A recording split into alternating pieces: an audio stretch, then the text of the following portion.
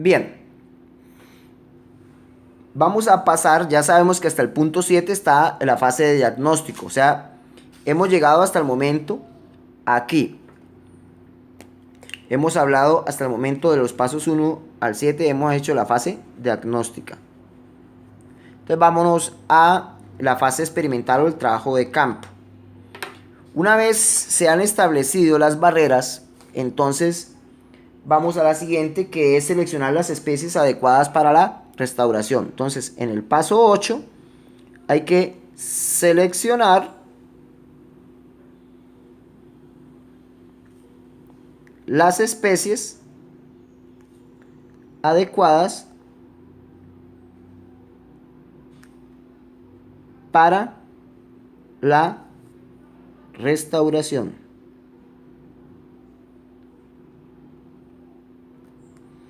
Entonces allí básicamente en esta fase es necesario combinar el conocimiento que tiene la gente, ¿sí? Entonces, participación comunitaria. Y básicamente el concepto, buscar el concepto en términos de estrategia de los expertos de grupo, una vez se ha entregado el inventario, para poder determinar cuáles son esas especies. Por ejemplo, yo puedo saber en un listado, una estrategia, las que yo puedo hacer es en aves, hacer una revisión de cuáles son las especies que yo esperaría encontrar en un humedal del Magdalena Medio que esté conservado, y mirar de esas especies cuáles no tengo en el lote que está degradado. Entonces yo puedo llevar especies y liberarlas allá, ¿sí? ¿Por qué? Porque sé que de pronto allá tienen en el ecosistema, digamos, de referencia, sé que tienen un papel importante. Y entonces las puedo liberar acá para que cumplan una función importante. Eso ya es trabajo experimental.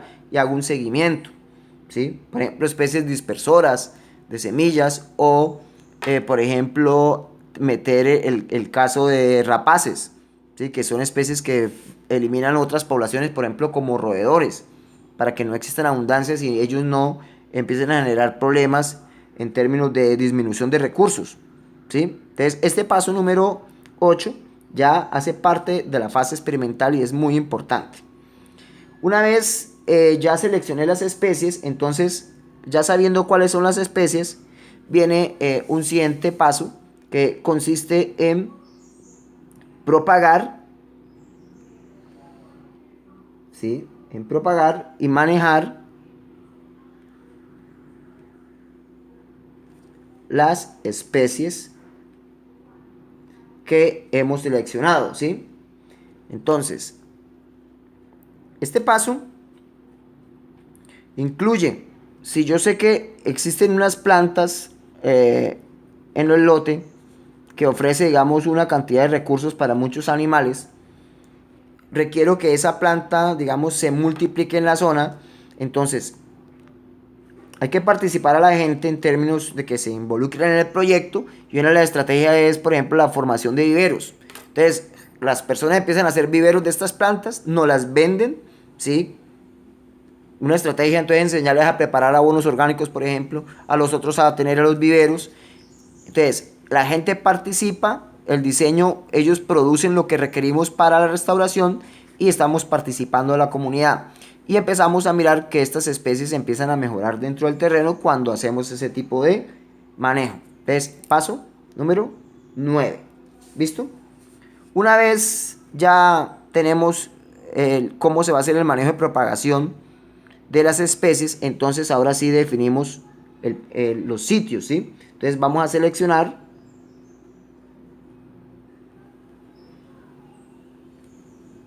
los sitios donde se va a hacer la restauración.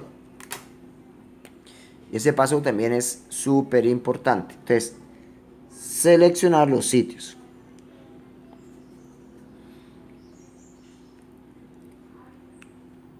Con respecto a la selección de los sitios, en este paso se evalúa principalmente el estado del suelo a escalas locales y, por ejemplo, también a escalas de parcelas, ¿sí? Algunos criterios de selección pueden ser los siguientes. Entonces, la ubicación de la accesibilidad al sitio, ¿sí? Uno no debe hacer un sitio de restaurar pegado a una carretera, por ejemplo. Definir el área y su grado de alteración. Digamos, hay sitios que ya están tan degradados que es más difícil lograr restaurar, ¿sí?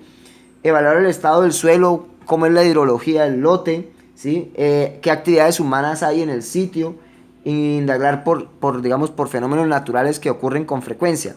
Entonces, esas estrategias, ¿sí? Sería, por ejemplo, a través de encuestas y obviamente de esa manera está participando la comunidad. Entonces, este es el paso 10. Acuérdense ustedes que el paso 5 y 11 están acompañando a los siguientes.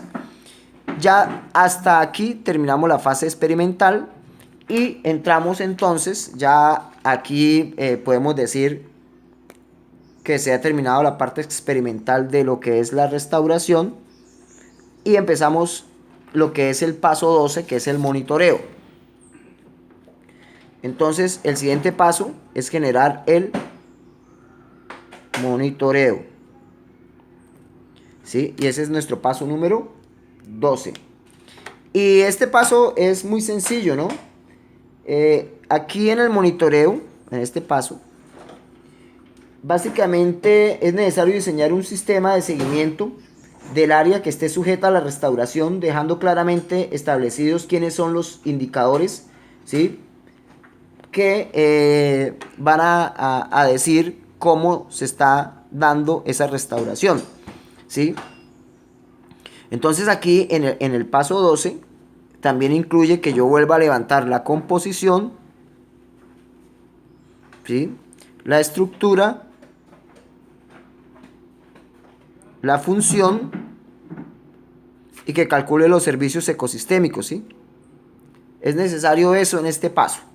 O sea, que es decir, que yo tengo que estar, después, por decir algo, durante 2 o 3 años, estar haciéndole seguimiento al lote. Y ya al final, entonces, una vez por, no sé, unos años, se ha realizado a través del tiempo monitoreos. Entonces, hemos terminado el paso 2, hacemos finalmente el proceso de consolidación dentro de la fase 13, ¿sí? Es la consolidación. Entonces, en esa consolidación, básicamente implica que se han superado casi todas las barreras a la restauración y que el ecosistema marcha de acuerdo a los objetivos que ustedes se plantearon, ¿sí? Que las labores de mantenimiento, de monitoreo, deben indicar que los procesos están, digamos, corriendo satisfactoriamente y que el ecosistema empieza a mostrar variables de autosostenimiento, ¿sí? Como por ejemplo el enriquecimiento de especies. Cuando hago monitoreo veo que hay ahora más especies, ¿sí? La recuperación de la fauna se empieza a ver mejor.